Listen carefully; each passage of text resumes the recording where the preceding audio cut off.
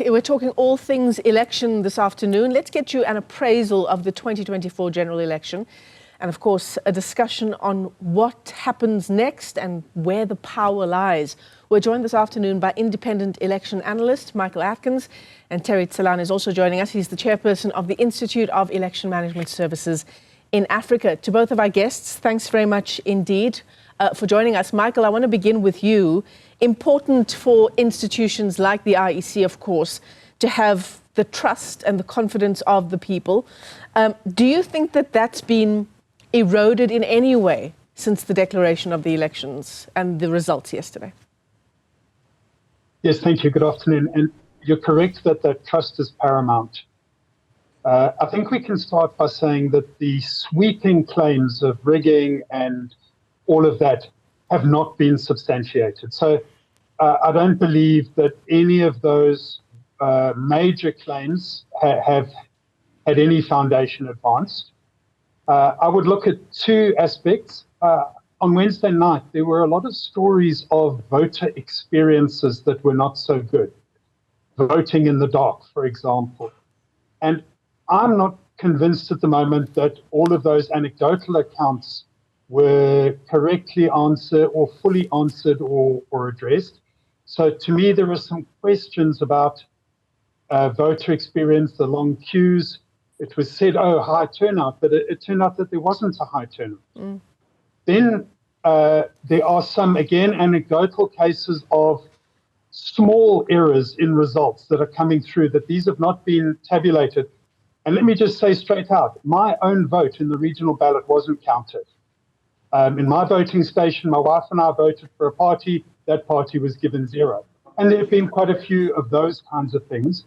So although they don't affect the overall picture, I think there are some question marks about the small-scale accuracy across the board that it would be better to resolve in order to keep that trust. Right.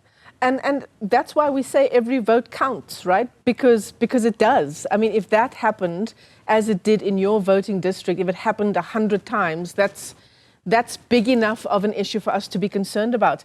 I mean, Terry Tselane, would you think that the IEC, or do you think the IEC should have just used the time it had at its disposal to declare these election results instead of doing it yesterday?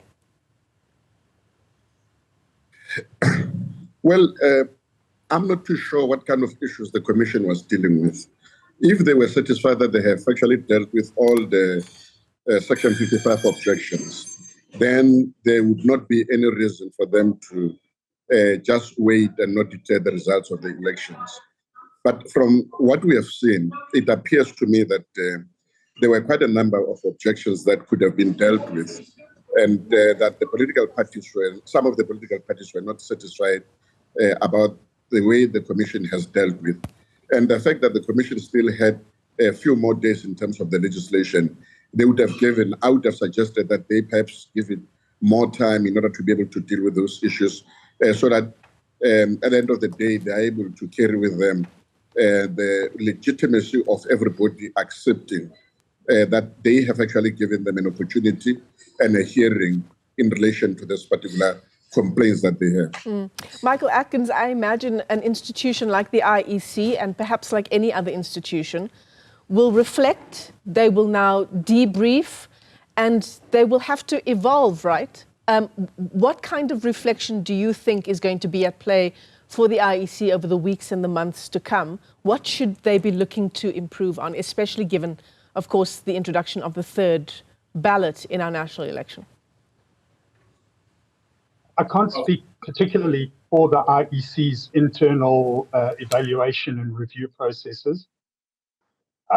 I have concerns that when there are these small errors which perhaps don't affect the outcomes of elections, I have concerns that over time, these have not necessarily been addressed. What I would like to see is a greater emphasis on continually improving the accuracy of results, and maybe even a public sort of scrutiny of the evaluations that the IEC carry out, and an honest reflection of how accurate the results were down to the fine level. Terry Tselane, in terms of what happens now, in terms of procedure, we know we have 14 days now to form a government, right? What else does the law tell us about what happens in the next 14 days, the next 30 days? As you correctly pointed out, the National Assembly must be constituted within 14 days. And then within this period again, in terms of Section 86, the President must also, the National Assembly must also elect the President during its first sitting.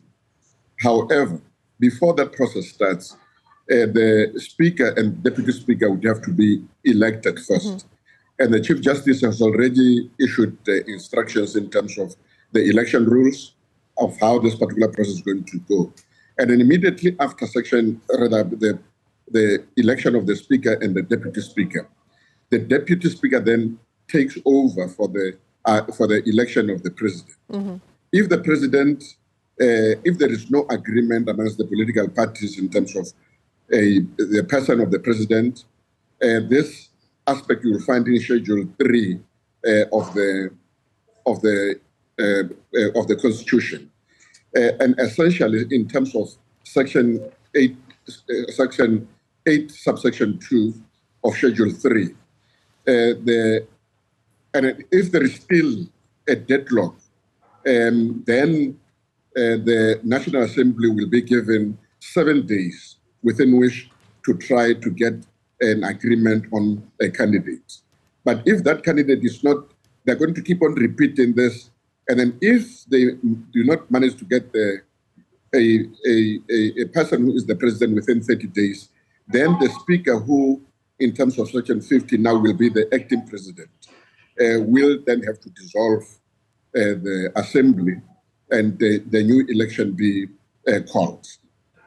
And so all in all, Terry Tselane, what is the period, if indeed within 30 days the president is not agreed upon, what's the time frame that would have to lapse before we then say we're declaring a new election, a fresh election? No, in terms of the Constitution, immediately after 30 days. Immediately after 30 days. It means that, immediately after 30 days, it means the acting president will have to call for a new election. And then that election, as I've indicated, would have to take place within 90 days. Within 90 days of the, I'm with you. So within 30 days, if that doesn't happen, a fresh election within 90 days. Michael, if indeed this is an eventuality, and we know from the election outcomes here that absolutely anything is possible, right? What would be your take on fresh elections within 120 days from now? Obviously, it would be a major challenge. I think in the last few years, the IEC have had a few major challenges that they successfully negotiated in terms of logistics. Politically, it would be very difficult, but again, that's perhaps for others to comment on. One would hope, if that were to eventuate, I think it's the last thing any of us really want, but one would hope that the voters would not have election fatigue, and we need as high a turnout as possible for any election to maintain the credibility of the outcome and just the general acceptance of the process. Terry Tselane, back to the issue of what happens in Parliament in the next 14 days and in the next 30 days. Could a party, for example, like the Umkhonto we Sizwe party with its 58 seats in the National Assembly, use those 58 seats to frustrate in any way the election of a new president? Well, it is difficult for me to comment about any specific party. Right. But let's assume that there are a number of people who are not able to attend the National Assembly, whether that would actually make it impossible for the National Assembly to proceed with its business. As far as I'm aware, the National Assembly can still continue with its business and then, elect according to the way the Constitution requires them to elect. And then, as I've indicated, the system that will be used is basically the simple majority or first past the post system, and whoever emerges is the one who is actually going to be the president of the country. So it doesn't have to be 50%. It's just the simple majority. As far as I understand, because there is nowhere in the Constitution where it says that all members have got to be present at the time when the election of the president is done. We see this in Section 86, and then all it says is that at its first sitting, the National Assembly must elect a man or a woman who will be the president. Terry Tselane, let me thank you for your time. The chairperson of the Institute of Election Management Services, Michael Atkins, thank you to you too. Michael is an independent elections analyst as we try to understand what has taken place in our country over the past week or so and what the next few weeks have in store for us.